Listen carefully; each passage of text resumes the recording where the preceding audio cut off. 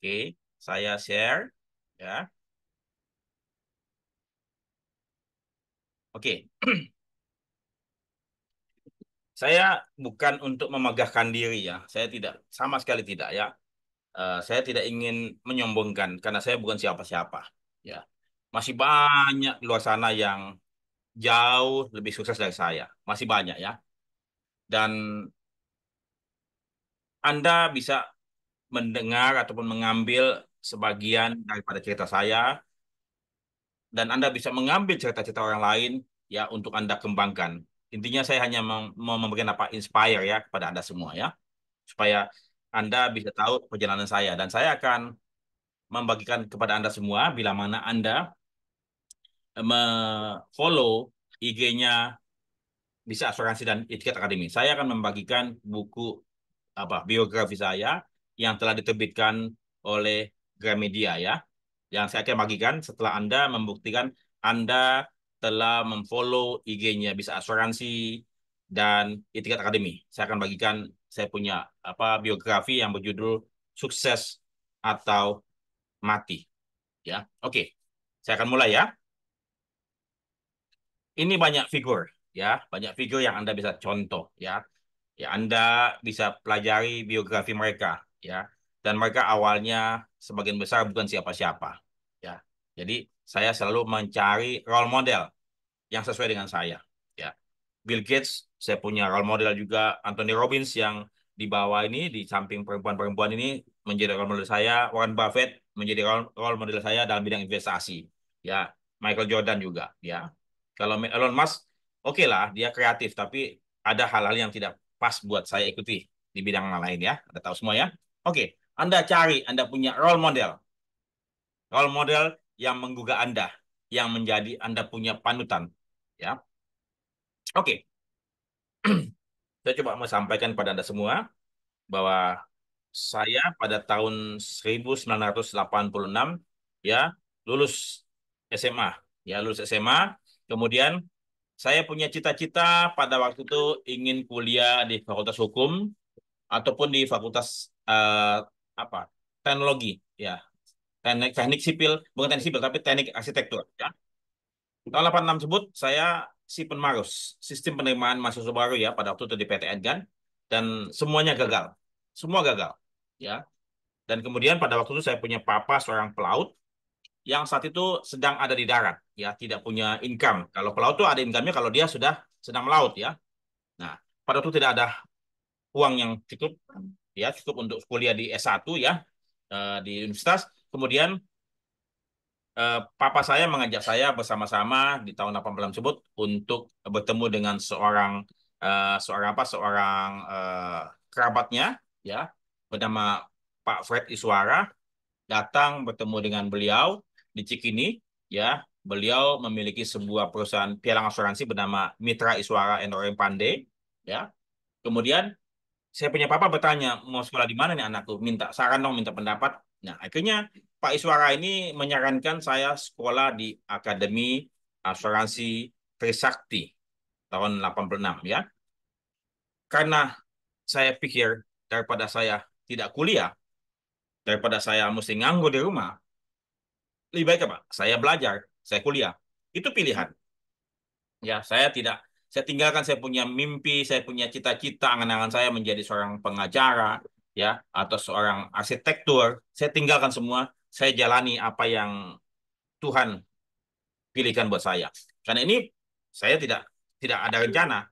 Akhirnya saya dikasih rekomendasi untuk masuk ke Akastri supaya saya bisa kuliah dan kemudian minta keringanan juga dengan surat dari Pak Freddy Suara. Akhirnya saya masuklah tahun 86 di asuransi. Itu pertama kali saya mengenal dunia asuransi ya. Saya sekolah karena dulu Akastra itu dibangun oleh Yayasan Trisakti dan Dewan Asuransi Indonesia dan pada waktu itu adalah Asosiasi Broker Asuransi Indonesia ABAI. Jadi ABAI itu waktu itu belum masuk kedai ya. Dibentuk oleh 3 lembaga. Tujuannya apa? Untuk dapat memberikan kesempatan buat pegawai-pegawai perusahaan perasuransian yang pada waktu itu kebanyakan apa? Cuman SMA. Pada waktu itu SMA doang kata-kata ya. Dan sehingga apa? Kuliahnya malam. Jadi mereka kerja pagi-pagi, maka kuliah bisa ambil malam ya, makanya akademi. Nah, jadi pada waktu saya sudah kuliah malam-malam hari ya, dari jam 6 ya, jam 6 setelah maghrib lah, setelah maghrib saya kuliah sampai jam 9, jam 9:30 ya. Paginya saya kosong selama 1 semester tersebut ya, saya kosong ngapain, saya pagi-pagi sebagai anak muda ya. Kemudian saya bilang lebih baik saya magang deh, saya minta magang. Saya kemudian saya izin saya punya papa, boleh nggak saya magang Pak? Ya, silakan, saya minta diantarin ke tempatnya Pak Iswara tersebut ya, tahun 87 ya. Saya minta, Om, saya panggil Om ya. Boleh nggak saya kerja? Saya magang. Terserah lah, saya nggak minta gaji berapapun. Saya pokoknya terserah mau dikasih apa berapa saja terserah. Saya cuma hanya apa tujuannya? Saya belajar, ya. Saya masuk pagi jam 8, selesai jam 4, ya jam 4 setengah 5 supaya saya bisa ngejar waktu kuliah, ya. Saya terserah mau dikasih berapa. Nah, pada waktu itu beliau memberi saya uang saku sebesar 50.000 tahun 87, 13 April tepatnya ya, 13 April 87 saya mulai magang ya.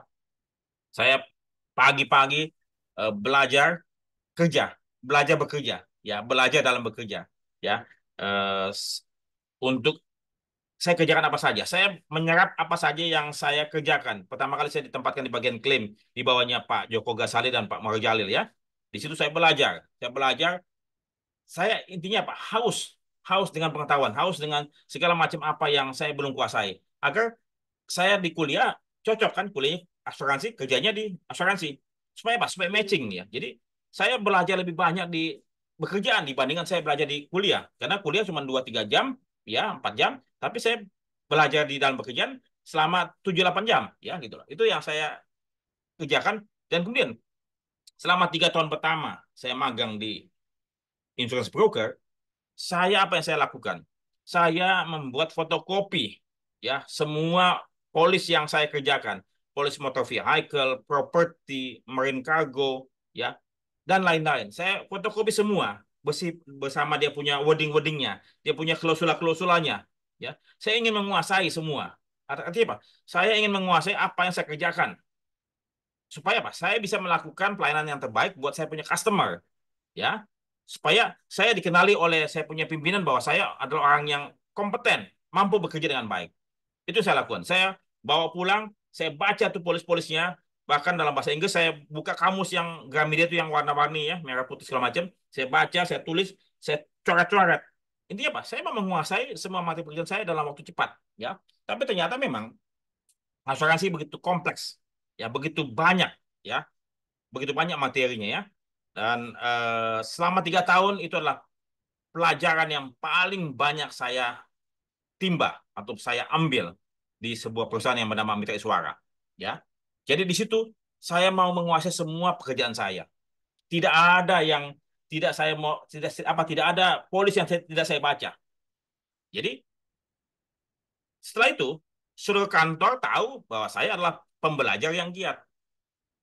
Semua semua pimpinan tahu bahwa saya bisa diandalkan melakukan pekerjaan dan saya tidak pernah menolak pekerjaan. Nah, jadi setelah 3 tahun bekerja di atau magang di Mitra Suara di broker, kemudian saya izin pamit kepada saya punya pimpinan, saya mau belajar bekerja di perusahaan lain. Ya, saya mau belajar. Saya bilang saya mau belajar. Intinya semua perusahaan di mana saya bekerja, saya mau belajar. Saya bertumbuh. Ya. Kemudian saya akhirnya diizinkan tahun 90 saya eh, ada dua surat yang saya kirimkan, asuransi Bintang dan asuransi Tokyo Marine. Karena saya pikir Tokyo Marine adalah joint venture, ya maka saya ambil Tokyo Marine. Dulu Tokyo Marine bernama Jaya Seraya, ya bukan Jiwasraya tapi Jaya Seraya, karena adalah patungan antara Tokyo Marine Jepang dan Jasindo, ya Jasindo, ya Jasindo. Ya.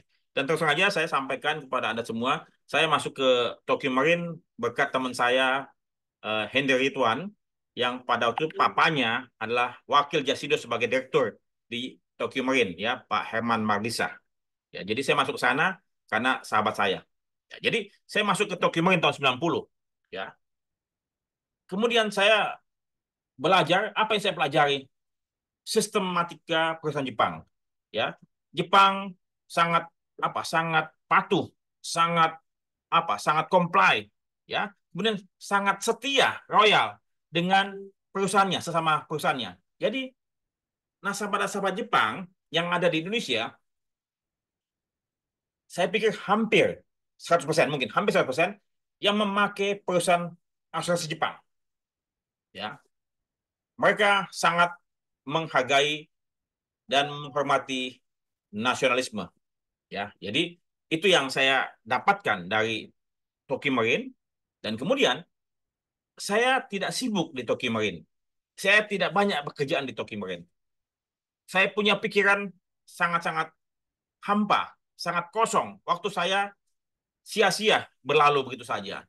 Dan kemudian saya minta izin kepada Pak Herman Mardisa, ya, Pak Om, mohon maaf, saya di Tokyo Marine sudah 6 bulan.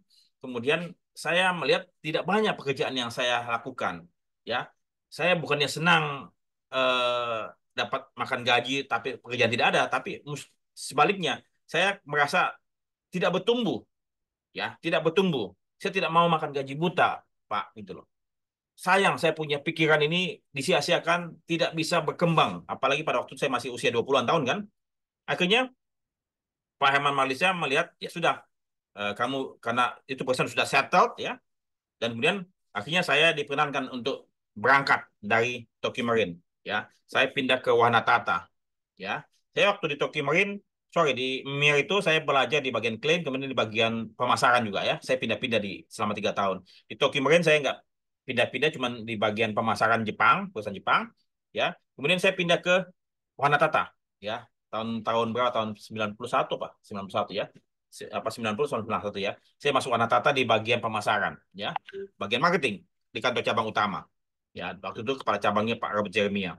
Nah, saya ditempatkan di bagian pemasaran. Saya punya akun atau account ya, Bank BRI, Bank BDN, Bank Exim ya, dan beberapa PT-PT serta individual ya.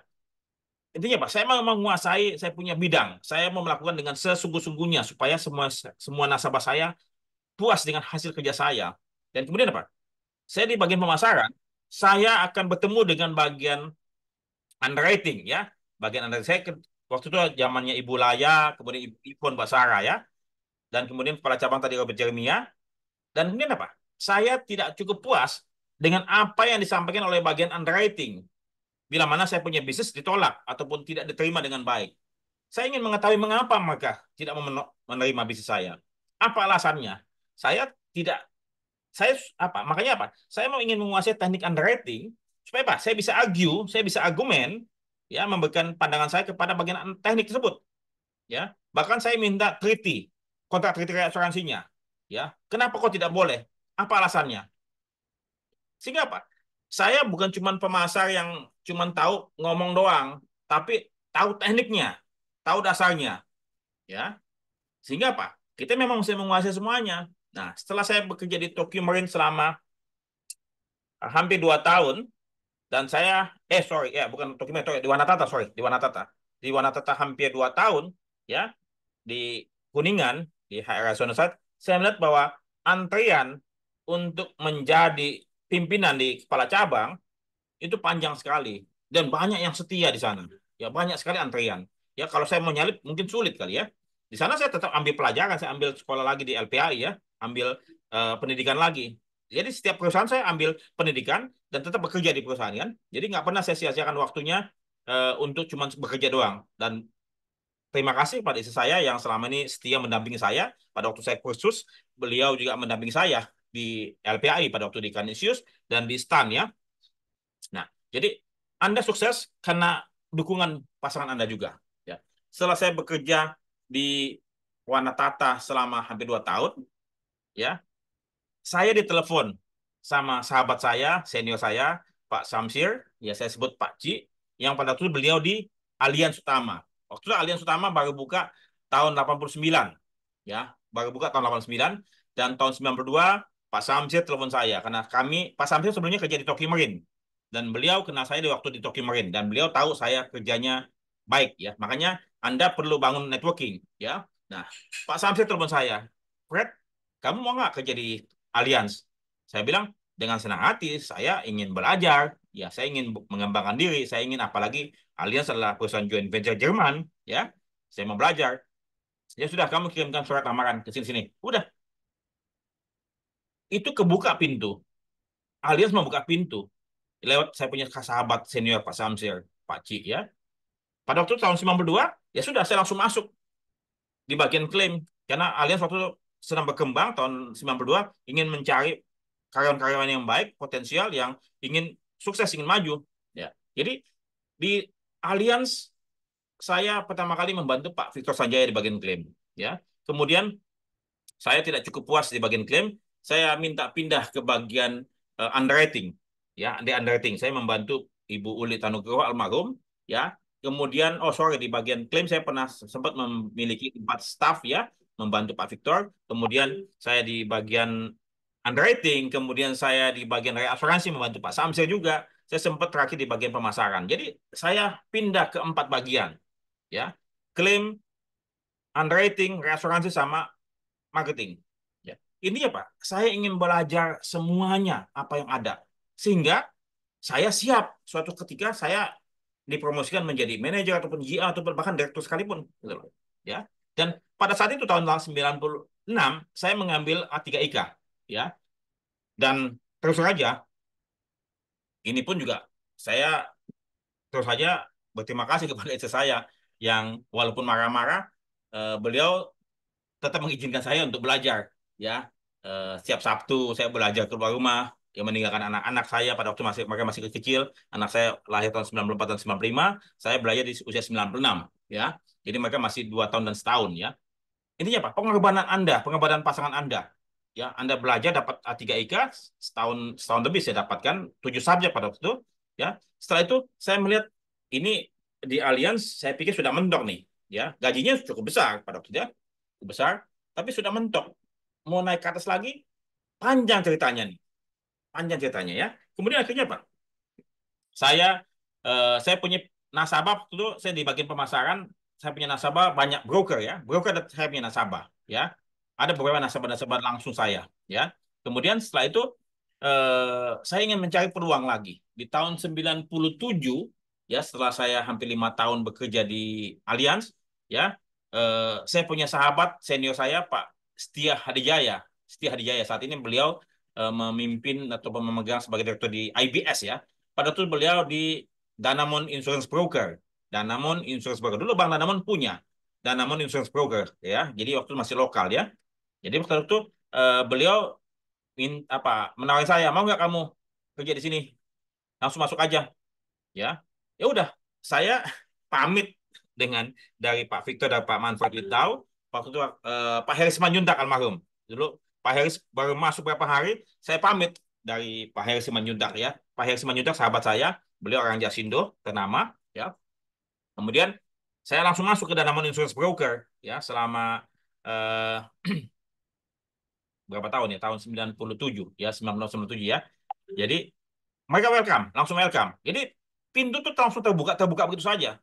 Ya, terbuka-buka begitu saja. Kenapa? Karena ya tadi kembali lagi Anda kompeten, kemudian Anda bangun jaringan dan tentu Anda bekerja buat kebaikan, ya, dan Anda minta bantuan Tuhan, pasti terbuka, ya. Dan setelah itu 96 ternyata cara kerja di Danamon tidak benar, tidak cocok dengan saya, ya. Karena sebagai broker saya tahu kita mesti membela konsumen, customer, ya, on behalf of customer. Tapi pada waktu itu karena Danamon Insurance Broker punya juga Danamon Asuransi dan kita harus menempatkan ke Danamon Asuransi, saya pikir saya mesti membela customer atau membela Danamon Asuransi. Dan akhirnya saya tidak sesuai cara kerja saya dan saya sempat melamar di Sinarmas, tapi saya membatalkannya. Saya sempat mau ditempatkan di Sinarmas Batam pada waktu tahun 97, ya, Sinarmas Batam. Saya waktu itu sudah deal dengan Pak Kondisi Manjuntak, Pak Frans Lamori, sama Pak siapa lagi tuh, Pak Robi Loho kalau tidak salah, atau Pak Budi Hartono Punomo pada waktu almarhum, ya, waktu beliau masih di Sinarmas, ya. Sempat masuk sana tapi nggak sempat masuk, sempat deal tapi saya batalkan. Akhirnya saya masuk dalam asuransi sebentar, ya, dan tapi kemudian nggak pas. Akhirnya saya melamar di perusahaan Prancis namanya AGF, Assurance Generale de France, ya, tahun 97. Ya, adalah perusahaan joint venture yang nomor 2 setelah AXA, apa nomor 1 setelah sebelum AXA, ya. Itu dua besar, ya, AGF dan AXA. ya.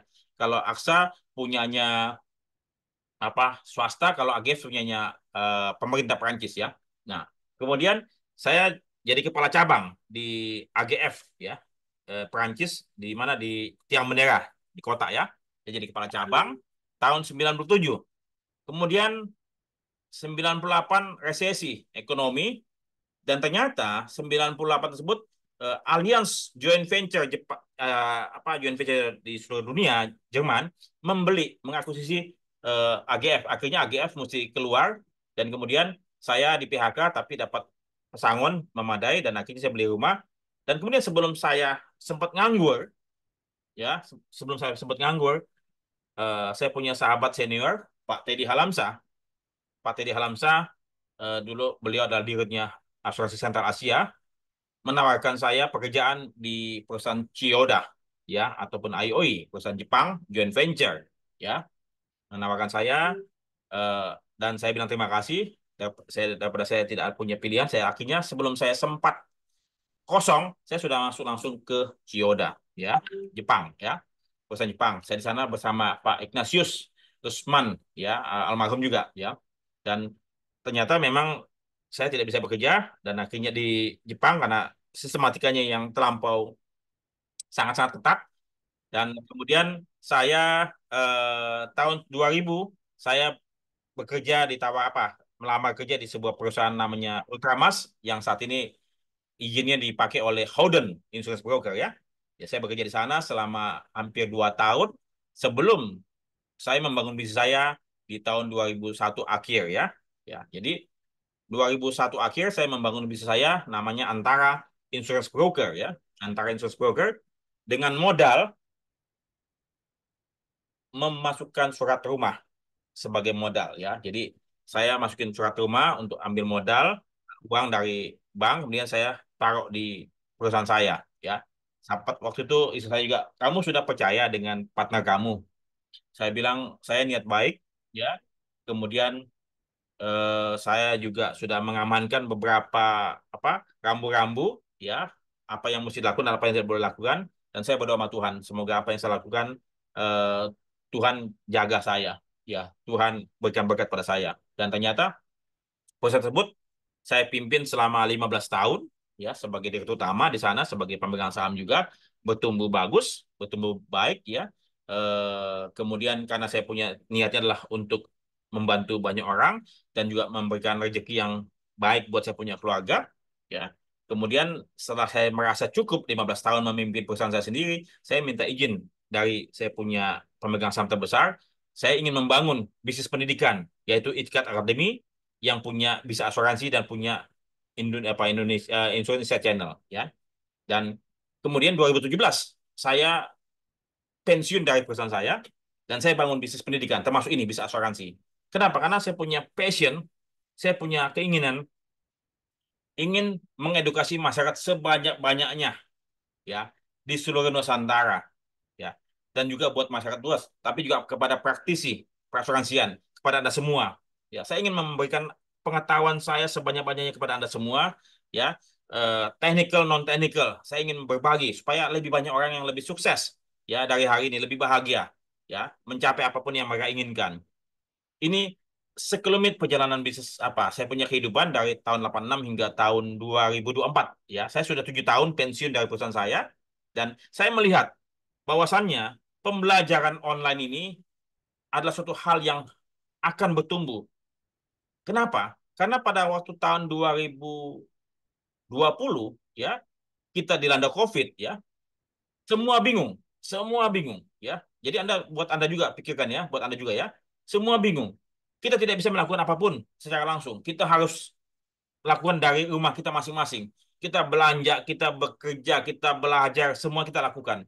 Ya, yang pada waktu itu mungkin buat kita aneh belajar lewat online kayak begini. Tapi COVID memaksa kita. COVID membuat kita akhirnya mau tidak mau kita mesti menerima, merubah kita punya pola hidup kita, pola pikir kita tentang kehidupan ini.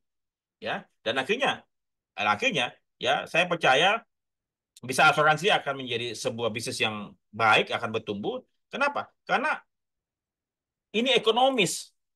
Karena saya cukup membuat rekaman-rekaman video pembelajaran, ya, seperti katakanlah misalnya kita bikin lagu, cukup satu kali lagu, ya, kemudian apa? Lagu seperti putar ulang dan dijual antar generasi puluhan tahun, ya. Kenapa kalau kata pembelajaran kayak begini langsung, saya percaya suatu ketika akan ditinggalkan. Kenapa? Karena mahal, apalagi pembelajaran di sebuah hotel. Anda semua mesti datang ke tempat tersebut dari berbagai kota. Anda mesti naik pesawat, naik bus, ya, kemudian mesti nginap, ya, mesti datang ke sana secara fisik, ya. Itu berapa biayanya buat perusahaan? Pasti akan sangat-sangat besar sekali. Nah, sehingga semua perusahaan akan mencari apa? Biaya yang lebih ekonomis mana? Yaitu pembelajaran secara online yang bisa Anda akses dari mana saja dan kapan saja. Dan biayanya sangat-sangat murah. Ya, kalau kita misalnya Anda belajar webinar, webinar ini sebetulnya harganya 750.000 yang biasa kami jual. Ya, tapi karena saya punya niat adalah ide saya untuk membangun komunitas, menyebarkan lebih banyak kepada Anda semua supaya sukses ini bukan hanya milik sebagian orang saja, tapi semuanya harus sukses. Tapi semuanya kembali kepada Anda masing-masing. Maka saya membangun webinar ini dan saya ingin mengenalkan bisnis asuransi. Jadi ini Anda bisa coba lihat ya. Kalau Anda coba belajar asuransi, satu subjek, berapa Anda mesti belajar? Mungkin 500.000, mungkin 1 juta, tapi di sana cuma berapa? Kalau tidak salah 300.000. Ya, dan Anda bisa belajar 1 bulan, Anda bisa belajar ulang-ulang terus gitu loh. Nah, saya percaya bisa asuransi ataupun mungkin tempat yang lain menjadi apa? Anda punya solusi untuk Anda dapat mengembangkan diri. Karena tanpa Anda mengembangkan diri, Anda akan sangat sulit untuk dapat sukses, ya. Jadi, saya sangat bergairah untuk mengajarkan Anda supaya Anda pun juga sukses. Kenapa? Saya akan bahagia bila mana Anda sukses, ya. Jadi, kuncinya adalah apa? Anda harus bahagia melihat orang lain bahagia, ya. Anda harus bahagia melihat orang lain sukses. Jangan sebaliknya. Ya, jangan sebaliknya. Ya, jangan sebaliknya. Jadi jangan sampai Anda bahagia melihat orang lain susah atau Anda susah melihat orang lain bahagia. Itu keliru ya. Jadi kita mesti selaras dengan alam, ya. Oke. Nah, Anda ini anak tangga, ya. Anak tangga. Anak tangga Anda di mana saat ini? Semestinya ya ini secara umum ya. Jadi nggak bisa Anda pakai untuk Anda semua, tapi ini secara umum ya, Anda bisa pakai sebagai referensi saja. Mestinya staff itu 0 sampai 3 tahun. Mestinya, target. 3 sampai 5 tahun, Anda mestinya jadi supervisor ataupun asmen. Dengan pengalaman Anda dan sertifikasi yang Anda miliki. Tentu bukan cuma bekerja doang, Anda mesti punya sertifikasi. Anda manajer ataupun kepala cabang, mestinya maksimum 8 tahun Anda jadi kepala cabang. Anda mesti punya A3 IK tuh. Anda mesti paham semua jenis bisnis asuransi. Anda paham underwriting, Anda paham klaim, Anda paham pemasaran, ya. Anda paham sedikit reasuransi selama 8 tahun. Nah, mestinya Anda jadi GM maksimum 15 tahun. Nah, di atas 15 tahun, mestinya, pantasnya atau layaknya, Anda sudah jadi direktur di sebuah perusahaan. Tapi seringkali memang ini merupakan bukan bukan kadang kesempatan tidak datang ya. Tapi kalau misalnya Anda sudah siapkan diri Anda ya dan Anda tadi bangun Anda punya networking ya dan saya percaya bila mana Anda seperti batu berlian berkilau cahayanya akan tembus kemana-mana. Itu loh ya konsepnya ya. Jadi ini adalah suatu target buat saya dan Anda pakai juga ya. Itu supaya apa? Ini apa? Suatu suatu motivasi, suatu semangat ya untuk apa? Anda bisa raih gitu loh. Kalau Anda tidak punya target, saya 5 tahun lagi mana? Anda nggak punya skenario, Anda mau kemana? Anda mesti bikin skenario. Saya contohnya katakanlah saat ini ya. Saya usia 60 tahun di 3 tahun lagi, saya saat ini 57, 3 tahun lagi ya. Saya ingin membangun bisnis kopi sambil saya menulis buku. Dan saya ingin membangun bekerja di Itikat Akademi dan bisa asuransi ini ya, setidaknya sampai usia 65, maksimum mudah-mudahan sampai 70 tahun ya. Saya tetap bekerja, berbagi, menjadi dosen di Trisakti, yang menulis buku untuk supaya lebih banyak orang yang lebih paham mengenai asuransi ya. Nah, oke.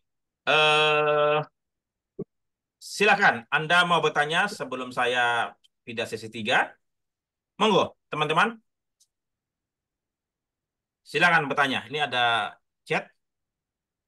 Izin Pak, saya 2011 di Aliansi Utama. Oh, oke. Mas Abdi Wicaksono di Aliansi Utama.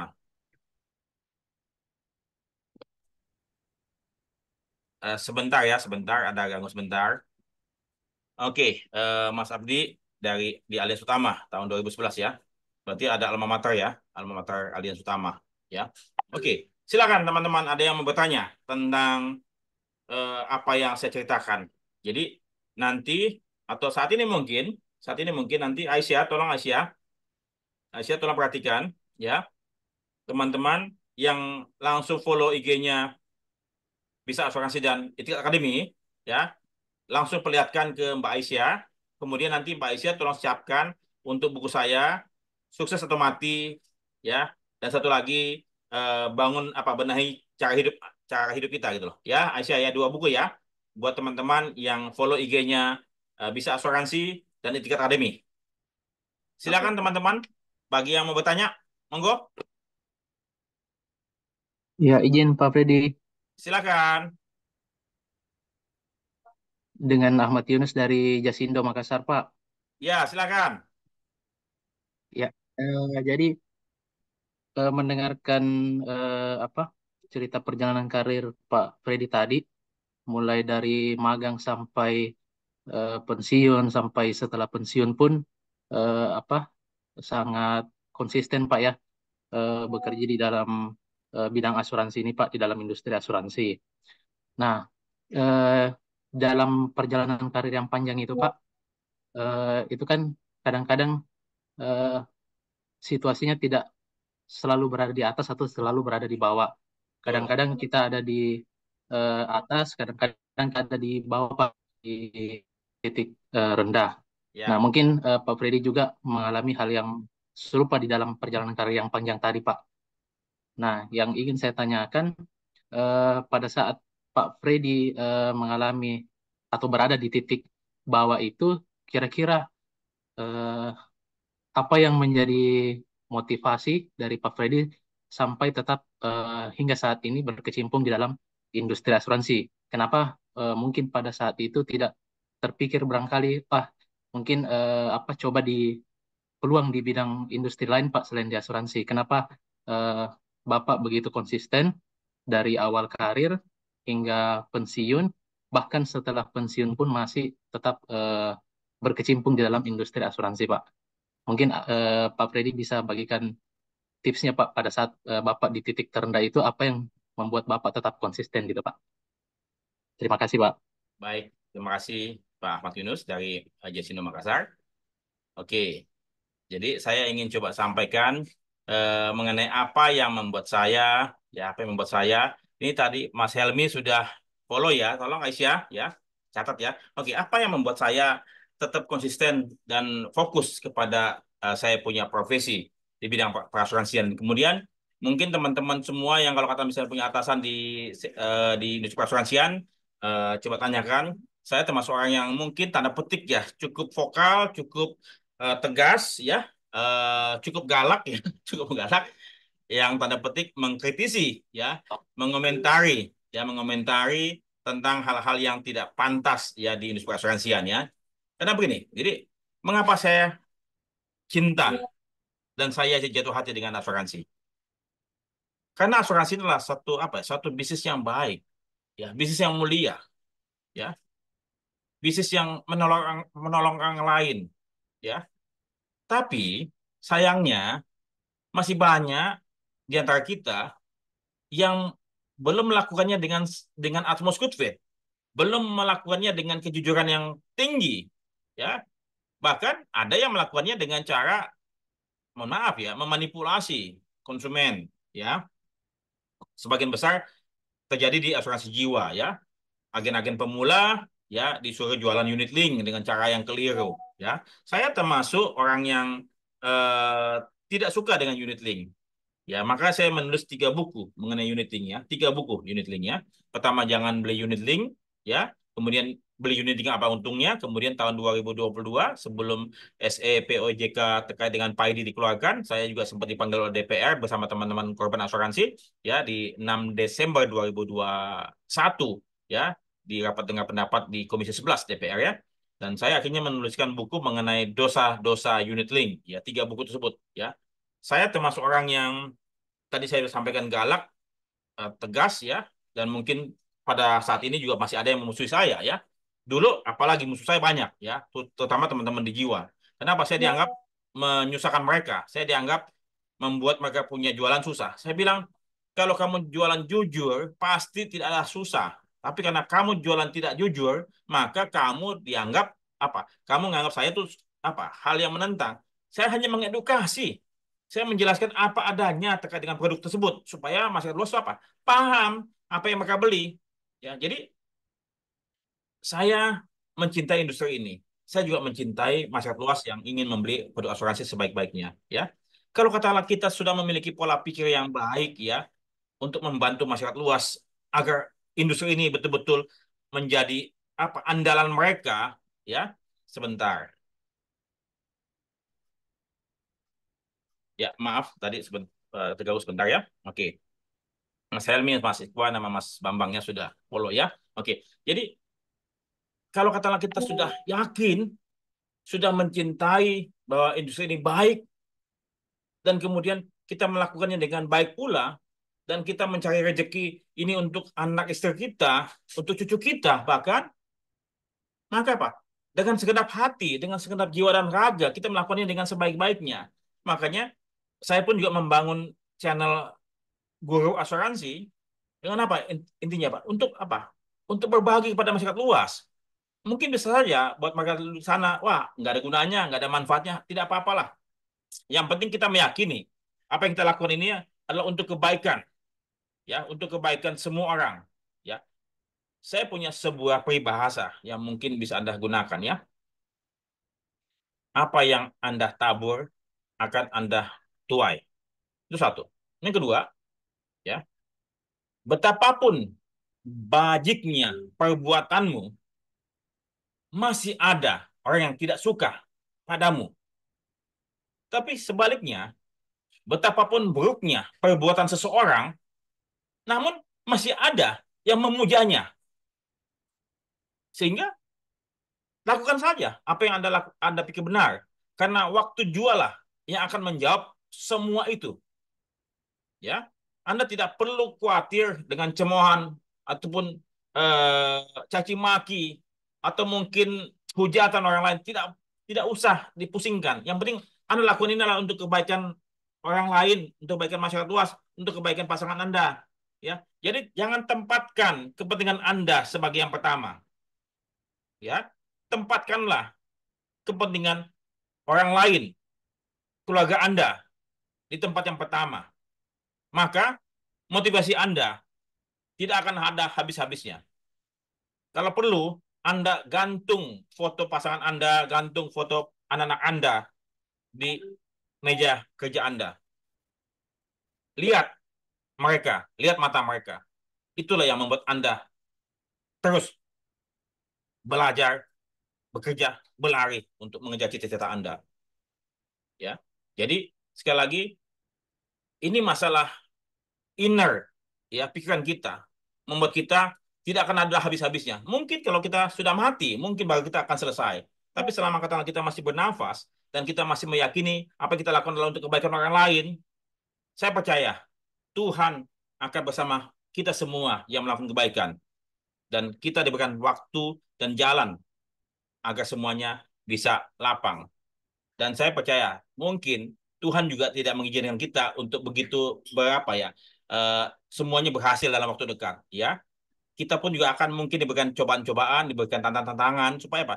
Kita punya perjalanan tersebut akan ada nikmat. Kan nggak mungkin kita punya sukses itu jalannya kayak jalan tol gitu ya. Terus pasti akan ada belok-beloknya, ada lubangnya, ada polisi itu segala macam gitu loh. Jadi apapun itu, Anda tetap yakini dan Anda berdoa, pasti alam semesta akan bersama Anda semua.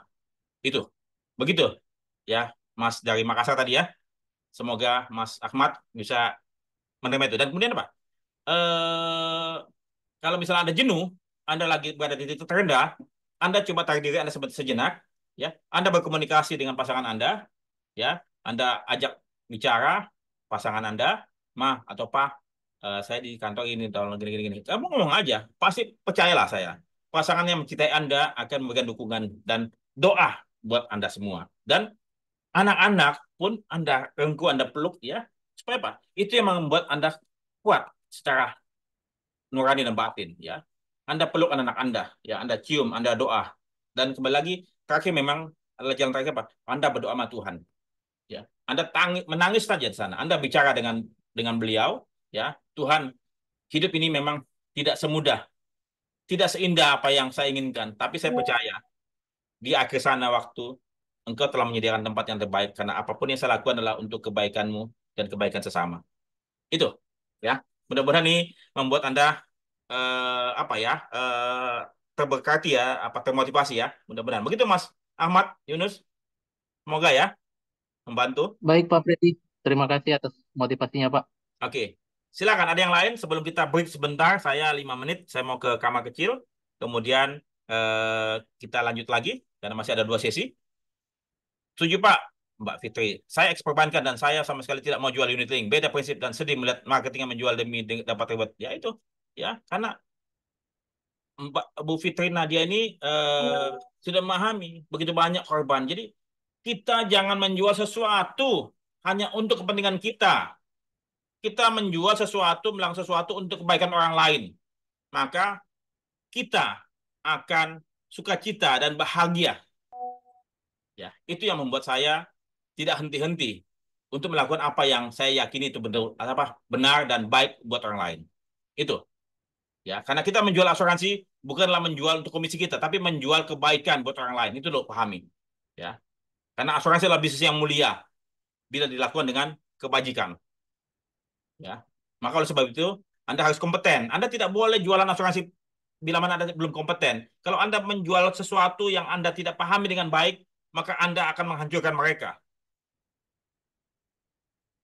Ya, itu konsep, itu suatu pola pikir.